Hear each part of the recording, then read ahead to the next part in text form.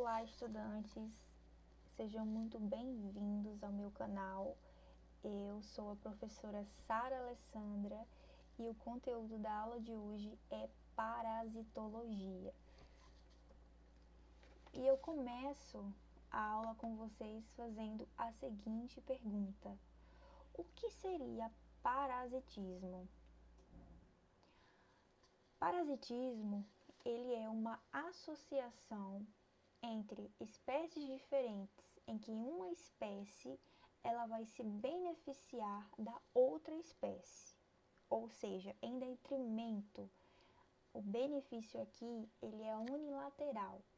Então a gente vai ter o parasita, que é o agente etiológico que vai estar se beneficiando de uma relação unilateral com o nosso hospedeiro. Eu coloquei para vocês os principais grupos de parasitas. O primeiro grupo é o grupo dos vírus. Os vírus são importantes agentes parasitas e são muito diversificados. Eles podem causar o sarampo, a rubéola, a cachumba, a dengue. O segundo grupo é o grupo das bactérias. As bactérias elas podem causar tétano, pneumonia, coqueluche, gonorreia. O terceiro grupo é o grupo dos protozoários. O grupo dos protozoários, eles são responsáveis por doenças bem conhecidas como a leishmaniose, a giardíase, a malária, a toxoplasmose. O quarto grupo é o grupo dos insetos. Os insetos são responsáveis por disseminar diferentes agentes etiológicos, como a filariose, a dengue e também a doença de Chagas. O quarto grupo é o grupo das verminoses. Os vermes são responsáveis por doenças como a teníase, a giardíase, a ascaridíase. E o último grupo, não menos importante, é o grupo dos fungos. Os fungos são responsáveis por doenças como as micoses, as dermatites, as dermatofilose. Todas essas são doenças que ocorrem na espécie humana. Para que a gente possa entender melhor o conteúdo de parasitologia, é importante que a gente se atenha a algumas terminologias recorrentes nesse conteúdo, como, por exemplo, agente etiológico. O que seria o agente etiológico? O agente etiológico, ele nada mais é do que o parasita. O parasita, aquele que vai causar a doença. Hospedeiro definitivo. O hospedeiro definitivo é aquele hospedeiro que vai abrigar o parasita na fase adulta. Hospedeiro intermediário. O hospedeiro intermediário é aquele hospedeiro que vai abrigar o parasita na fase larval parasitária. Ectoparasita. O ectoparasita é quando o parasita ele vai se fixar externamente ao corpo do hospedeiro, contrariamente ao que faz o endoparasita, que se fixa no interior de algum órgão do hospedeiro. A gente vai ter também basicamente dois tipos de parasita, o monoxeno e o heteroxeno. O monoxeno é aquele que consegue completar o ciclo de vida em apenas um hospedeiro. E o heteroxeno é aquele que não consegue, aquele que precisa de mais de um hospedeiro para que ele consiga completar o seu ciclo de vida. O vetor. O vetor é aquele que vai disseminar o agente etiológico, ou seja, é aquele que vai transmitir o parasita. É o hospedeiro no caso. Contaminação. A contaminação ela ocorre entre o hospedeiro e o parasita. Incidência. Incidência, ela faz referência à frequência de parasitose em determinado período de tempo. Incubação.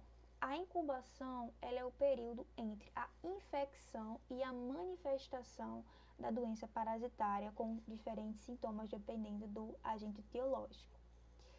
Endemia, epidemia e pandemia são palavras que ficaram muito conhecidas agora nessa época que nós estamos vivendo de coronavírus. E como diferenciar, como não confundir?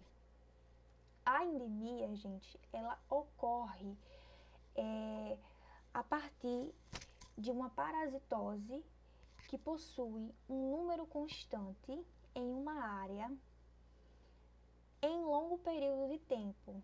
Por exemplo, a dengue, aqui no Brasil, ela é considerada uma endemia. A epidemia é diferente. É quando ocorre a parasitose em grande número de casos em uma região que até então não existia casos ou que se existia poucos casos. E a pandemia é quando a gente tem uma epidemia em escala global, ou seja, em escala mundial. Então esses são os termos mais importantes para que vocês possam daqui para frente entender o conteúdo de parasitologia. Principais doenças parasitárias no mundo. As principais doenças parasitárias no mundo são a malária. A malária é uma doença que afeta milhares de pessoas. É uma parasitose causada por um protozoário que tem o costume de atacar células do sistema sanguíneo, que são as hemácias, o fígado, o baço e também a medula óssea vermelha. A segunda doença é a leishmaniose. A leishmaniose ela é uma doença causada também por protozoário e ela é intracelular, ou seja, o protozoário ele vai infectar as células. A leishmaniose também ela é caracterizada como uma doença negligenciada. O que vem a ser isso? São doenças que são costumeiras em regiões onde se tem pobreza, onde se tem baixa renda. No Brasil, a leishmaniose é bastante conhecida. Já foram registrados vários surtos em diferentes cidades urbanas. Uma outra doença que também ficou conhecida no Brasil é a doença de Chagas. A doença de Chagas também é causada por um protozoário. Esse protozoário, ele é um protozoário flagelado e ele costuma parasitar o sangue de diferentes animais. Uma outra doença é a dengue. A dengue é uma doença causada por um vírus que é transmitido pelo mosquito do gênero Aedes. No Brasil, como eu falei anteriormente, a dengue ela já é considerada como uma doença endêmica. E por último, eu deixei para falar um pouquinho para vocês sobre a gripe e o HIV.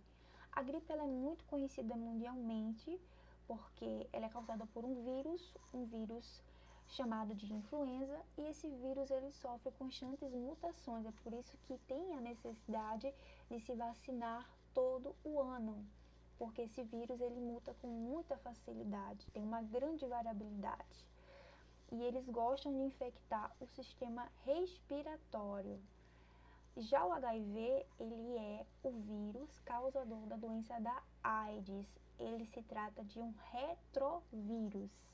E é um retrovírus que tem uma alta capacidade de atacar células do sistema de defesa, como as células linfócitos T. Na parte final, eu coloquei para vocês o ciclo de vida do Trypanosoma cruzi, que é conhecido como doença de Chagas. Na etapa inicial, que é a etapa representada pelo número 1, a gente vai ter aqui o vetor, que é um inseto, conhecido como barbeiro.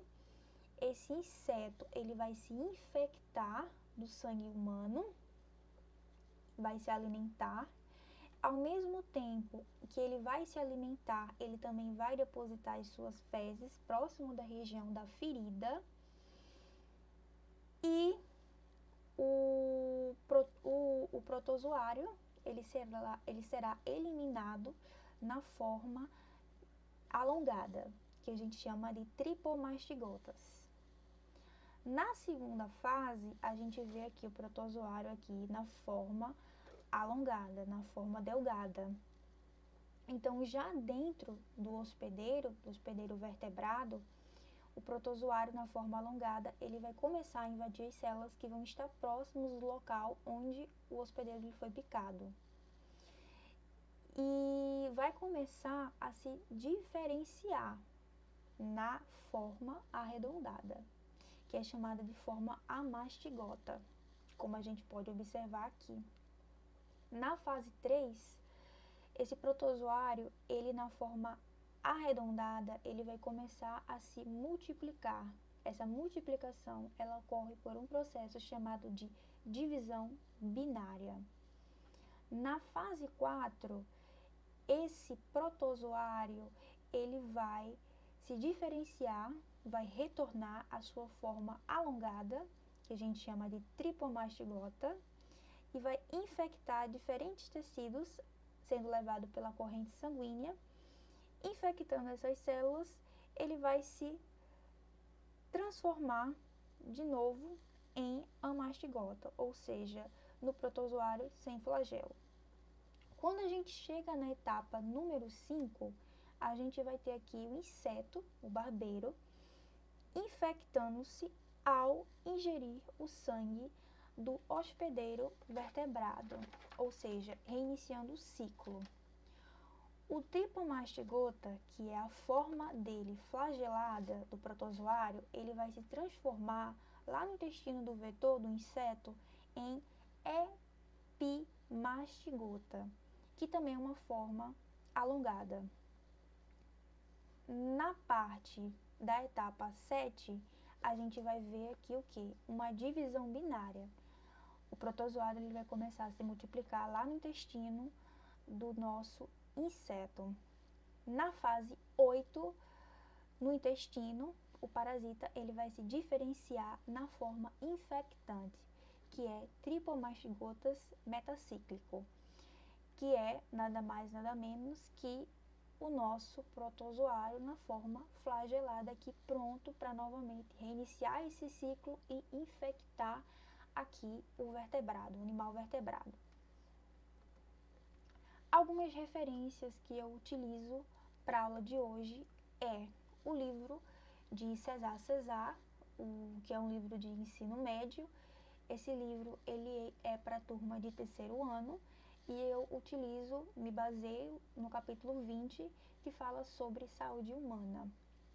Além desse livro, eu também estou utilizando um outro livro, que é o Guia de Vigilância Epidemiológica, que é um livro que foi feito em colaboração entre as secretarias estaduais e municipais de saúde. Ele é um guia, um manual, que tem como finalidade mapear as principais doenças epidemiológicas de ocorrência no Brasil. Então, ele vai trazer o histórico de várias dessas doenças que eu citei, como dengue, a gripe, doenças virais, doenças bacterianas, enfim, uma diversidade muito bacana e muito interessante para quem aí gosta da parte histórica das doenças epidemiológicas. Bem, a aula de hoje foi isso, obrigada, espero que vocês tenham gostado e aproveitado bastante da minha aula.